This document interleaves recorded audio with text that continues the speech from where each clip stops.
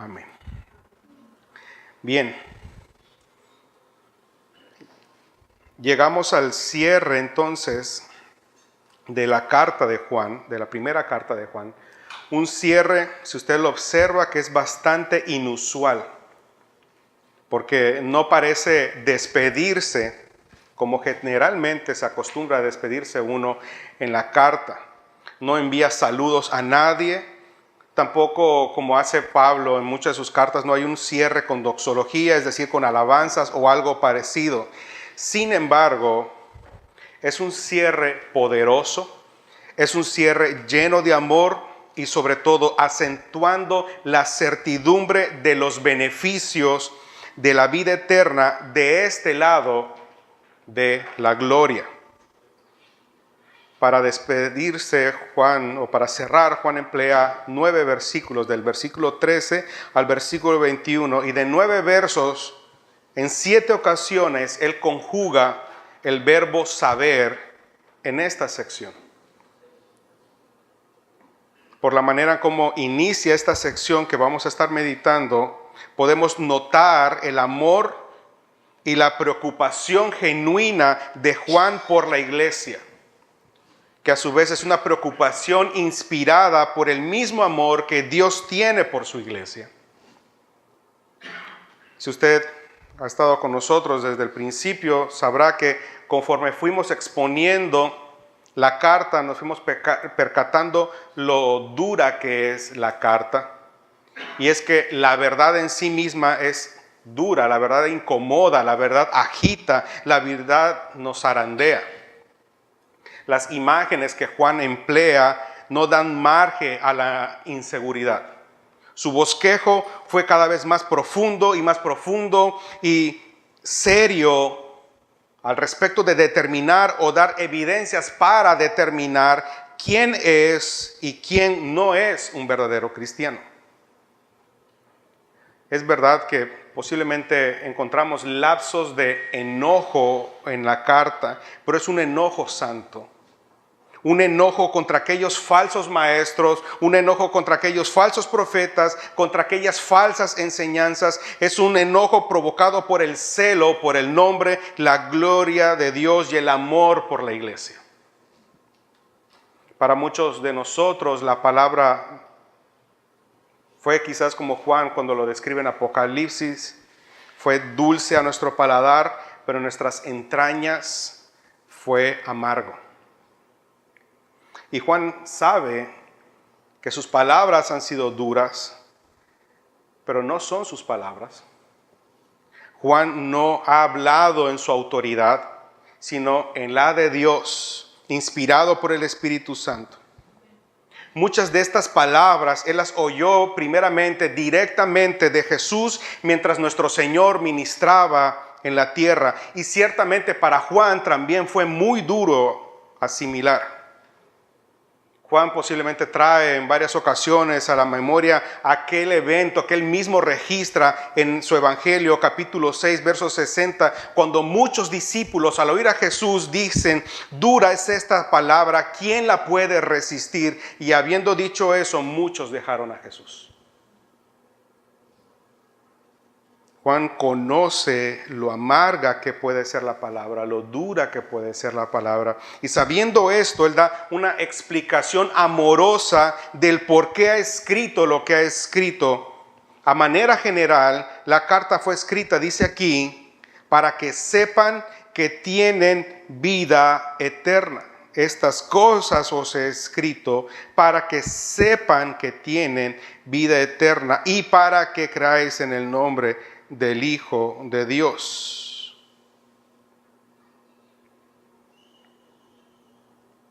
La carta de Juan, aunque en un principio él no especifica a qué iglesia va dirigida, por esta razón se conoce a esta carta como una carta universal o una carta general.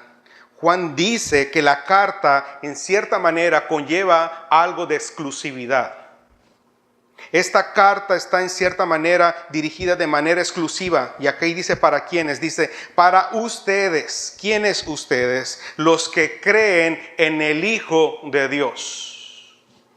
Esta carta es para ustedes los que creen en el Hijo de Dios. Y si nosotros vamos un poquito en el contexto de quiénes son hijos de Dios, quiénes son estos, quiénes son los que tienen la fe genuina en el Hijo de Dios, brevemente déjeme repasarle con usted lo que Juan ha venido diciendo. Él dice que estos que tienen fe en el Hijo de Dios son los que tienen un entendimiento bíblico y correcto de quién es Cristo, según 1 de Juan capítulo 5, verso 1. Son los que han reconocido o los que reconocen sus pecados, los han confesado o los confiesan y han aceptado verdaderamente la palabra. 1 de Juan capítulo 1 del verso 8 al verso 10. Son los que aman y obedecen los mandamientos del Señor, según 1 de Juan capítulo 2 verso 3. Son aquellos en quienes el amor de Dios ha sido perfeccionado, que están unidos a Dios y andan o viven como Cristo, según 1 de Juan capítulo 2 del verso 5 al verso 6. Son aquellos que andan en la luz y aman a su hermano, según 1 de Juan 2, 9, 11. Son los que por gracia de Dios sus pecados les han sido perdonados, que han vencido al maligno porque han aceptado la palabra de Dios en sus corazones, según 1 de Juan capítulo 2 del verso 12 al 14. Son los que no aman al mundo ni las cosas del mundo, ahí en el capítulo 2 verso 15. Son los que perseveran en la fe, según el capítulo 2 verso 19. Son los que han sido consagrados por el Espíritu Santo en el verso 20 del capítulo 2. Son los que permanecen unidos al Padre y al Hijo, según el capítulo 2, verso 24, 28. Son aquellos en quienes el amor del Padre ha sido derramado, que ya no tienen el pecado como hábito, sino que aborrecen el pecado, tienen la vida de Dios en ellos y como resultado aman, pero aman al nivel de Cristo. 1 de Juan, capítulo 3, del versículo 21 al 23. Son aquellos que tienen al Espíritu Santo y son capaces de discernir. 1 de Juan 3, versículo 23 y 1 de Juan, capítulo 4, 13. Son los que han creído y aceptado el testimonio del Padre acerca de su Hijo amado, según el capítulo 5, verso 9, 10. Y por último, son los que tienen al Hijo, según el capítulo 5, verso 12.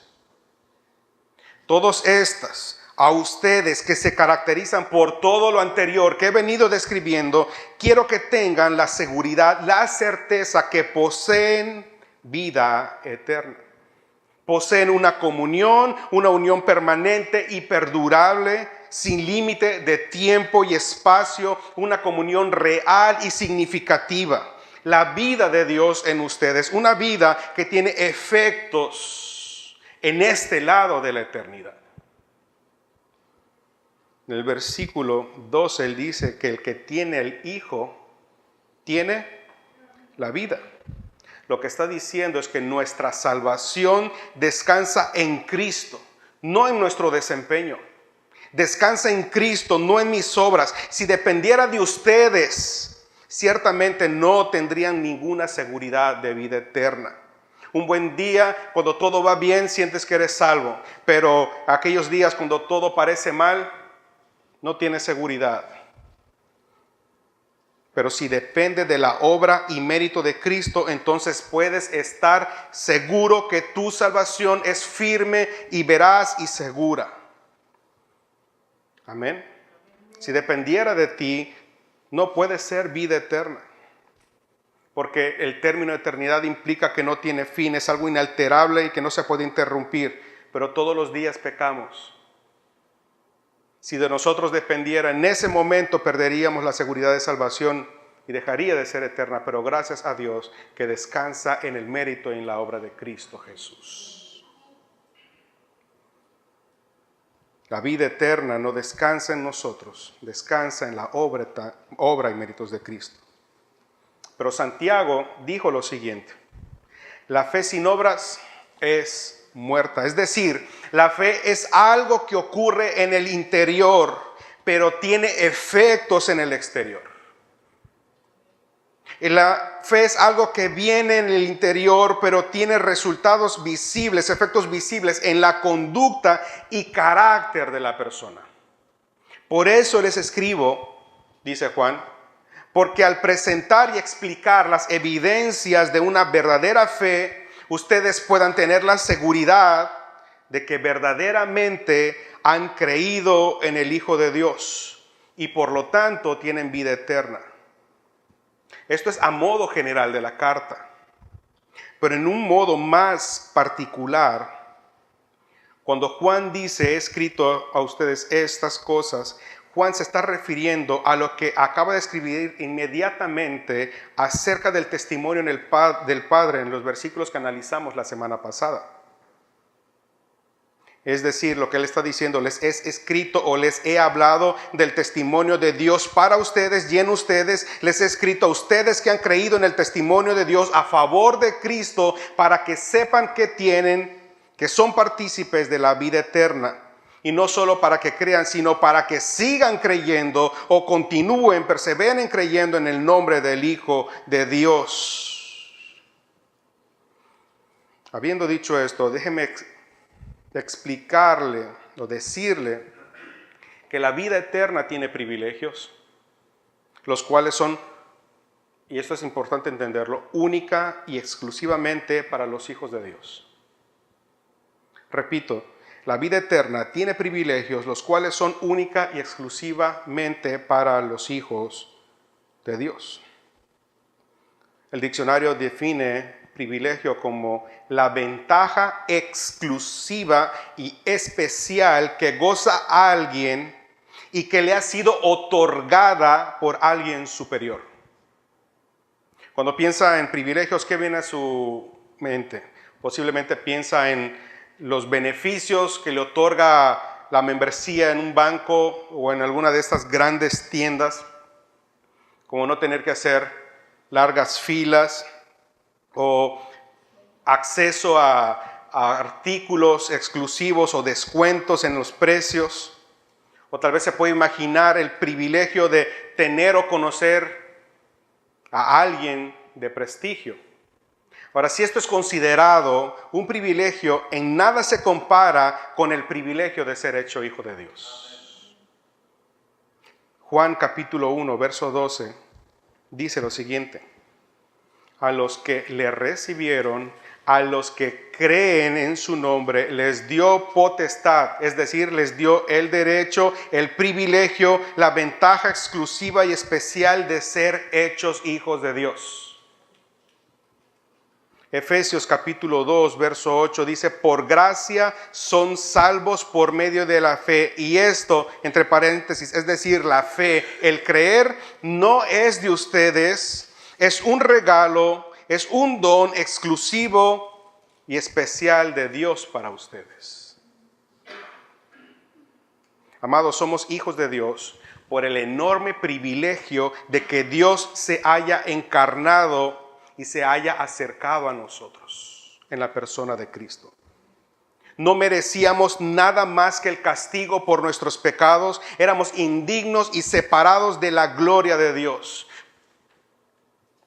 Esto es lo que hizo el pecado. Nos separó de la gloria de Dios. Estábamos muertos y Él nos dio vida. No podíamos andar y Él sanó nuestros pies. Éramos ciegos y Él nos dio vista. Estábamos sordos y Él abrió nuestros oídos. Éramos duros de corazón y Él nos dio un corazón de carne. Estábamos sucios y nos lavó. Éramos indignos y nos amó. Jesús se acercó a nosotros. Jesús tocó lo intocable, amó a los no amables, perdonó lo imperdonable, dio bienvenida a los no deseables, salvó e incluso sigue salvando a todo aquel que de otro modo sería insalvable. Entonces dice Juan, y esta es la confianza que tenemos en Él. La pregunta es, ¿cómo llegamos a esta confianza? ¿Fue por esfuerzo personal? No. Déjeme decirle cómo llegamos nosotros a esta confianza. Romanos 10:17, por oír la palabra de Dios. Número 2, porque el Señor abrió nuestros oídos y nosotros no hemos sido desobedientes, dice Isaías 55. Porque Él abrió nuestra mente para comprender las Escrituras, según Lucas 24:25. Porque Él obra en nosotros tanto el querer como el hacer, Porque Él quiso revelarse a nosotros, dice Mateo 11:27.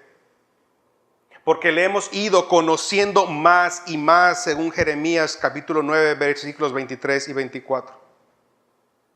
Nunca le hemos visto. Nunca le hemos visto. Nunca hemos escuchado su voz. Nunca hemos escuchado su voz. No le conocemos totalmente. Él es eterno y nosotros somos finitos.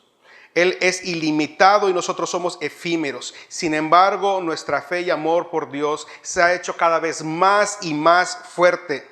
Al punto, como dice Pedro en su primera carta, capítulo 1, verso 8. De manera que sin haberle visto le amamos y creemos en Él y nos alegramos con un gozo glorioso e indescriptible. Amén. Ahora, quiero que analicemos el privilegio de la vida eterna, y el privilegio que está descrito aquí, según el versículo 14, es el privilegio de la oración. Y quiero que miremos de cerca los privilegios que describe. La siguiente semana estaremos hablando de otro privilegio. Hoy vamos a estar hablando del privilegio de la oración. Dice, y esta es la confianza que tenemos en Él, que si pedimos si pedimos cualquier cosa conforme a su voluntad, Él nos oye. Ahora, mientras leo estas palabras, no puedo evitar traer a mi memoria en este momento el relato del libro de Esther. En aquella ocasión, cuando Esther le urge presentarse delante del rey, y a sabiendas de que si ella se presenta sin que el rey la requiera, ella está exponiendo su vida. De tal manera que ella tiene que esperar a que el rey extienda el cetro para concederle audiencia. Sin embargo, nuestro Padre es un rey con el que no requerimos este tipo de protocolos. Es un rey generoso, cuyo despacho, cuyo trono está siempre a disposición de sus hijos que vienen en busca del oportuno socorro. Ahora déjeme decirle que la oración es una expresión de la vida eterna, de la comunión que tenemos con Dios. Tenemos el privilegio, es un privilegio dirigirnos a Él. Y este privilegio es resultado de tener la vida eterna. Somos guiados a orar según la voluntad de Dios para recibir respuesta como resultado de la vida eterna. Ahora, en el contexto de la carta, acerca de la oración, podemos resaltar la necesidad de orar. Y orar para hacer morir o mortificar el pecado en nosotros. Orar por todo aquello que involucra nuestra lucha común y continua contra la voluntad y los deseos de la carne. Es el reconocimiento de nuestra debilidad y de nuestra necesidad de la gracia de Dios. En este punto, la oración no es una batalla. La oración no es una batalla. La oración es nuestra respuesta, la cual consiste en llevar nuestra voluntad, nuestro deseo de obedecer, de crecer en la santidad y de permanecer fieles. Dice el pasaje que si pedimos cualquier cosa según su voluntad, Él nos oye. Así que la oración tiene cláusulas. El Espíritu Santo inspira al apóstol a animarnos para venir a Dios en todas las circunstancias con todas nuestras súplicas y peticiones. A través de Él, nuestras peticiones son admitidas y aceptadas por Dios. El asunto de la oración es que debe estar de acuerdo con la voluntad declarada de Dios. Muchos oran para que cambie tal o cual circunstancia. Pero no es la circunstancia la que debe cambiar, es nuestro corazón. La circunstancia está para exponer la realidad de nuestro corazón, para sacar a la superficie nuestros egos, nuestros ídolos, nuestras debilidades y recordarnos que dependemos de Dios. La oración es para que Dios cambie su decisión. Yo vengo a la oración a decirle a Dios, no se haga mi voluntad, haz la tuya, Señor. Ahora, alguien se pregunta, pero ¿cómo puedo orar entonces las oraciones que Dios oye y que son según su voluntad? Número 1, déjeme decirle, mientras más y mejor es nuestro conocimiento de Dios, más confiadas y mejores serán nuestras oraciones. Déjeme repetirlo. Mientras más y mejor sea nuestro conocimiento de Dios, más confiadas y mejores serán nuestras oraciones. ¿Cómo se da esto? Número 2, para conocer la voluntad de Dios, ¿qué debemos hacer? Escudriñar las Escrituras, conocer la palabra de Dios. Y cuando conozcamos más la palabra de Dios, nuestras oraciones serán más bíblicas y más de acuerdo a su voluntad. Y entonces empezaremos a orar no para nuestra gloria, no para satisfacer nuestros deseos egoístas. Escuche lo que dice Santiago, capítulo 4. Santiago dice lo siguiente: no tienen porque no piden. Y cuando piden, no reciben, porque piden con malos propósitos para gastarlo en vuestros placeres. Pero hermanos, 2 Corintios capítulo 2, capítulo 1, verso 20, dice que todas las promesas del Señor son sí y amén en Cristo Jesús. Por eso yo las declaro, por eso yo las arrebato. No funciona así.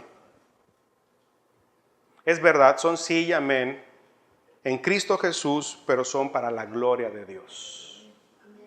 Dios jamás va a contestar una oración que no sea para su gloria.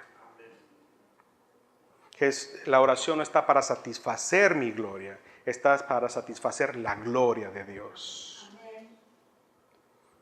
Cuando yo escudriño la palabra de Dios, yo me encuentro con la voluntad de Dios y puedo entender mejor la voluntad de Dios. Déjeme decirle, 1 Tesalonicenses capítulo 4, verso 3. Y esto simplemente para que si usted alguna vez se pregunta a usted mismo, ¿y cuál será la voluntad de Dios? Bueno, aquí está el versículo de manera clara. Dice, esta es la voluntad de Dios, vuestra santificación. Es decir, nuestras oraciones van en función de que necesitamos o de lo que necesitamos para ser más y más santos, más útiles para la gloria de Dios, ¿ya? Todo aquello que nos pueda ayudar a parecernos más a Cristo y servir mejor al pueblo de Dios. Pedimos según las bendiciones espirituales, las que corresponden al reino de Dios y su justicia.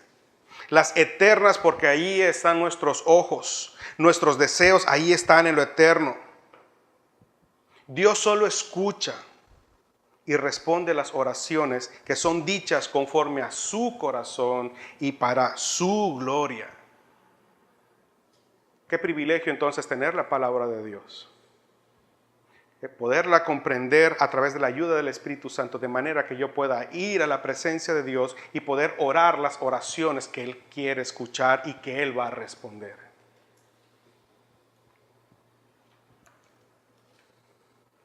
Dice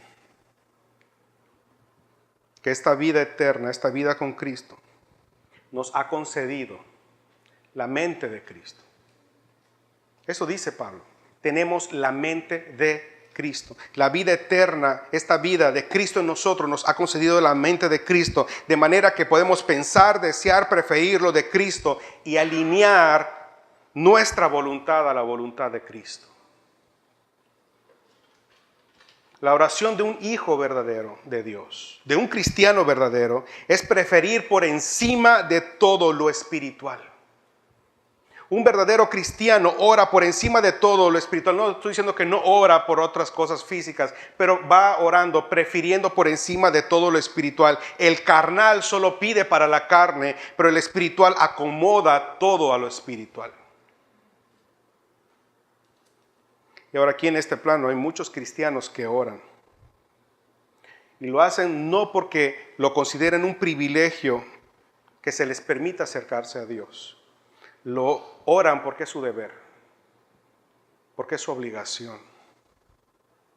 No hay placer en la oración. Por eso les cuesta alinear su voluntad a la de Dios. Porque no tienen placer en Dios. De hecho, muchos oran y usan la oración como un medio, entre comillas, para obligar a Dios a responder. Algo como, yo ya cumplí con orar, ahora tú cumple con responder. Muchos oran como si el beneficio y el privilegio de orar fuera para Dios, no para nosotros. Dios no necesita mis oraciones. Muchos oran con temor o ansiedad por la voluntad de Dios. Otros, entre comillas, confían tanto en la soberanía de Dios que lo dejan, entre comillas, todo en sus manos y no oran. Los hijos de Dios oran por el placer de tener comunión con Dios. Tienen en la oración un medio para satisfacer los deseos del Espíritu por encima de los deseos de la carne. Ellos tienen tal confianza que no hay ansiedad ni temor de preferir la voluntad de Dios a la suya, porque saben que la voluntad de Dios siempre es mejor. Sus pensamientos no son como los nuestros. Los nuestros son limitados, los de Él son ilimitados. Los nuestros no siempre son buenos, pero los de Dios siempre son buenos, siempre son de bien. Los nuestros son egoístas, los suyos son generosos. Los nuestros son imperfectos, los suyos siempre son perfectos. Los nuestros no siempre son agradables, pero los suyos siempre agradan a Dios. Los nuestros son inconstantes, los suyos son seguros y fieles. Qué bendición para los cristianos es poder dejar todo en manos de Dios, sabiendo y confiando que Él siempre sabe lo que es mejor para nosotros. De tal modo que incluso si Él permite algo, sabemos que Él tiene todos los recursos, toda la sabiduría para preservarnos y posteriormente sacarnos de ahí.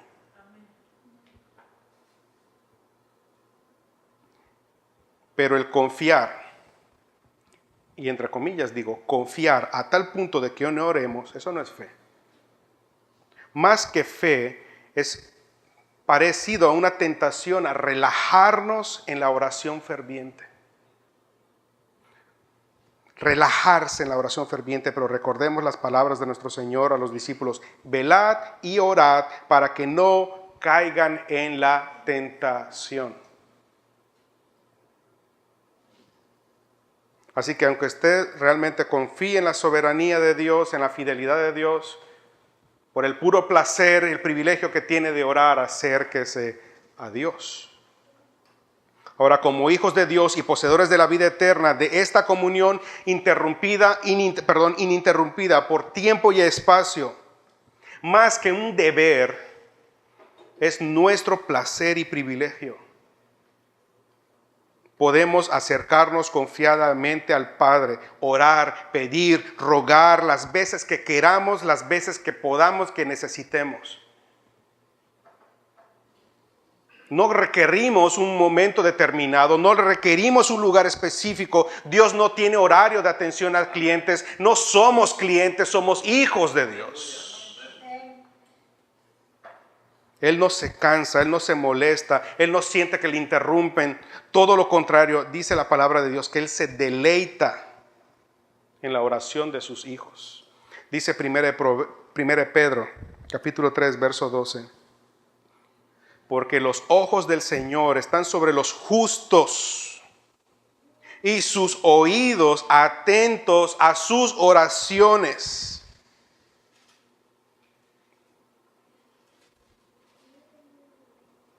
Dice, pero el rostro del Señor está en contra de los que hacen el mal. Por eso es un privilegio. Dios escucha a sus hijos. Dice Proverbios 15:8. El sacrificio de los impíos es abominación al Señor, mas la oración de los rectos es su deleite. Nuestro Señor, en Juan 9:31 dice, sabemos que Dios no oye a los pecadores. Dios no oye a los pecadores, pero si alguien teme a Dios y hace su voluntad, a este oye. En pocas palabras, si no eres hijo de Dios, no puedes disfrutar del privilegio y el beneficio de la oración. Si no eres hijo de Dios, la única oración que puedes hacer que agrade a Dios es la de un corazón contrito y humillado, una oración de confesión y arrepentimiento, de rendición total ante el señorío de Cristo. Hay toda clase de bendiciones espirituales por medio de Cristo, pero para eso antes hay que ser considerados parte del pueblo santo y estar unidos a Dios. Acompáñeme a Efesios capítulo 1. Efesios capítulo 1.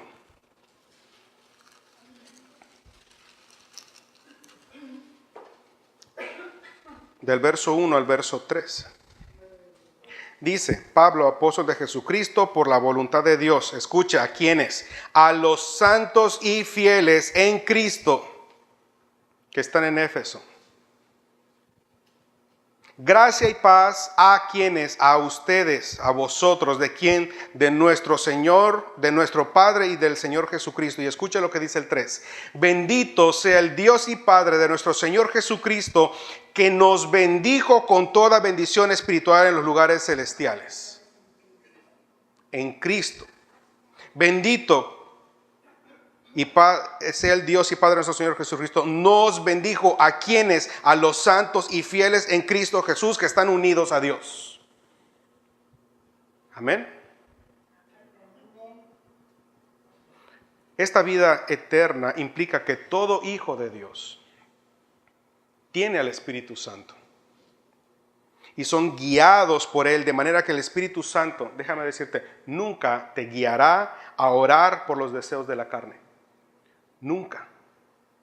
Va en contra de Él mismo. Gálatas dice que la carne y el Espíritu están en completa oposición. No hay manera de que haya una breve reconciliación o una tregua. Ahora, si el privilegio de orar es algo, veamos el privilegio de las oraciones contestadas. Verso 15. Y sabemos que Él nos oye en cualquier cosa que pidamos. Es decir, según su voluntad, obviamente. Amén. Por eso sabemos, tenemos la confianza que Él nos oye en cualquier cosa que pidamos, obviamente, según su voluntad. No solamente está diciendo, ustedes van a ser oídos, ustedes van a recibir. Ahora, ¿qué confianza? Repito, no solo de acercarnos, sino de que seremos guiados a orar según la voluntad de Dios para así garantizar que recibiremos lo que pidamos.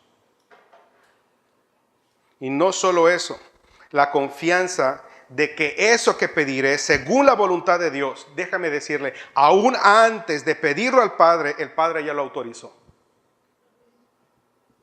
Aún antes que nosotros expresemos esas oraciones que agradan a Dios, el Padre autoriza esas oraciones.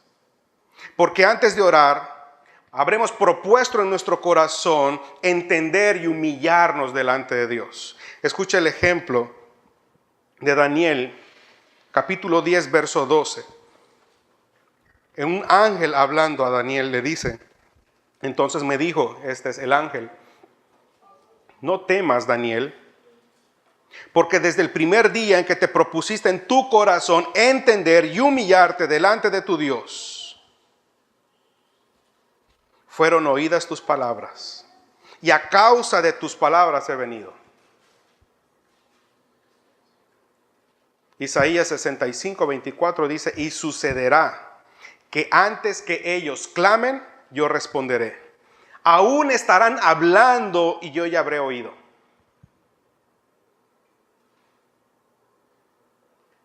Qué bendición, qué privilegio para nosotros. ¿Cuál es el secreto? Entender y humillarnos delante de Dios. Cuando oramos, le oramos a alguien que posee todo el conocimiento. Cuando oramos, le oramos a alguien que no va a aprender nada nuevo de mí que él no sepa ya. Él conoce todo lo que puede suceder.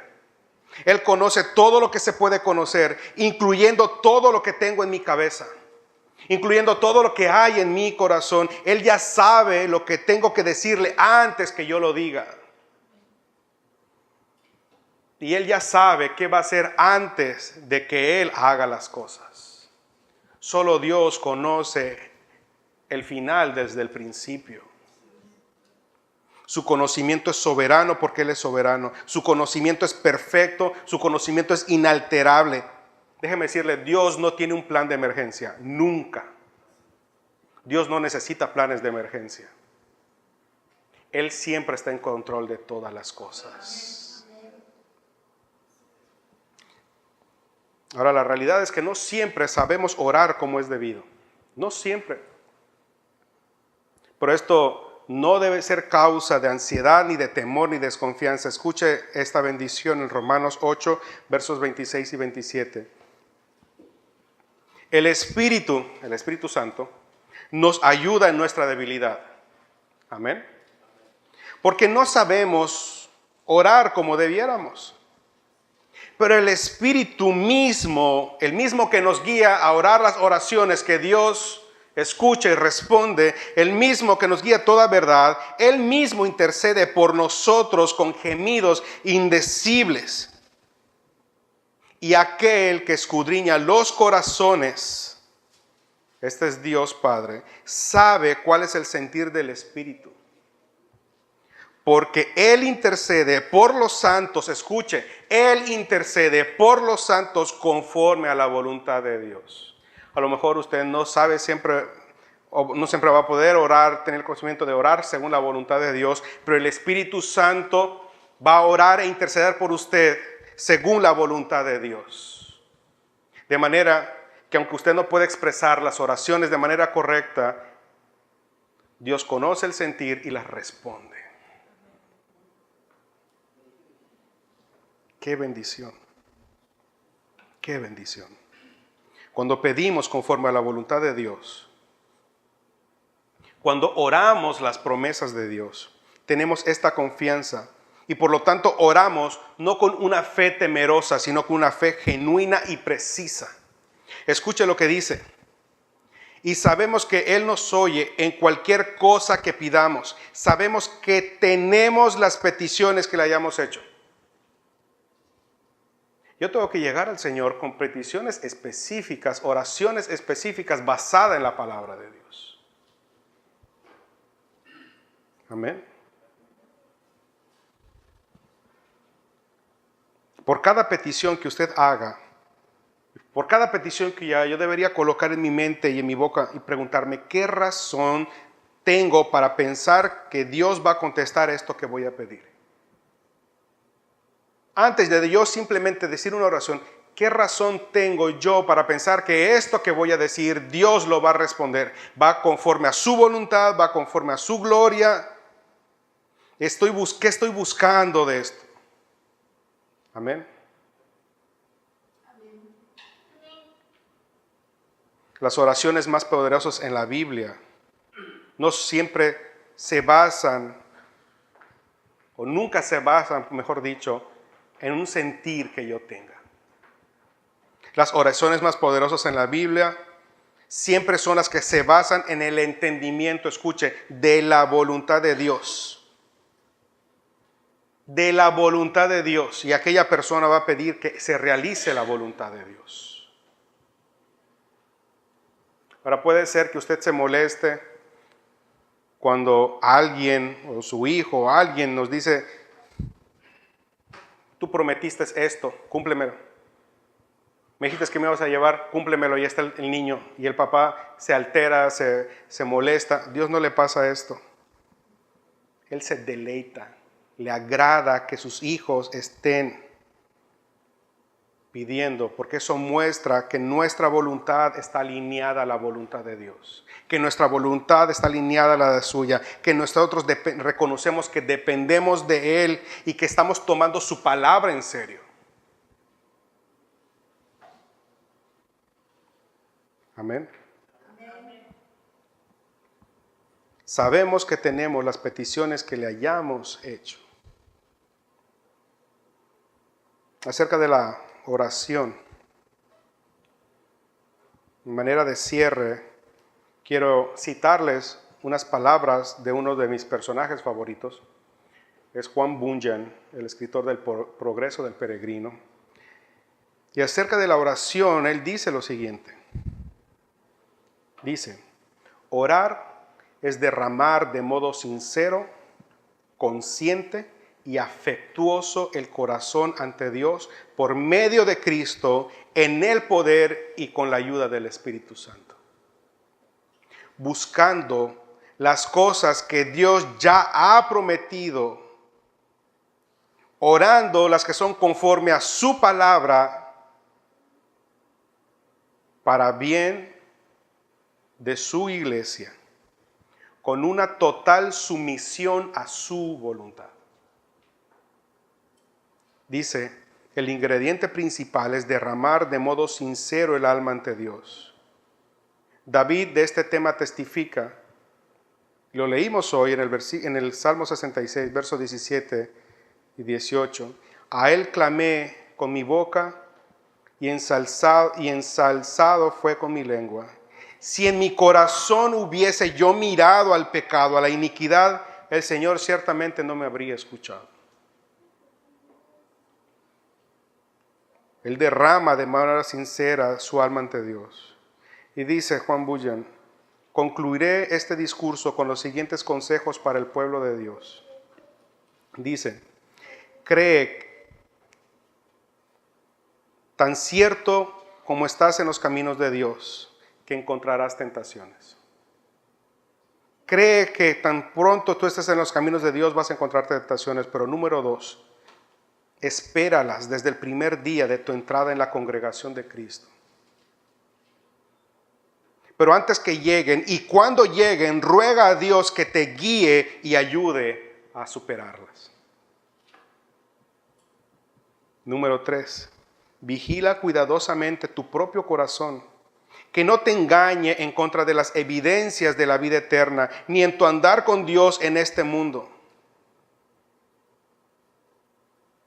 4, no te fíes de la adulación de los falsos hermanos. 5, no te apartes de la vida y el poder de la verdad. 6, mira mayormente a las cosas que no se ven. 7, desconfía de los pecados pequeños. 8, que la promesa no se enfríe en tu corazón. 9, renueva tu actitud de fe en la sangre de Cristo. Y 10, medita en el milagro de tu vida nueva y en los privilegios y beneficios de Cristo en ti. Fin de la cita. Amado, invoca a Dios. Invoca a Dios. Ven a Él y pide que te reciba con gracia. Esa gracia que limpie todo pecado. Esa gracia que te haga fuerte, lo suficientemente fuerte para vencer el mal que te rodea. Levanta a Dios oración de alabanza.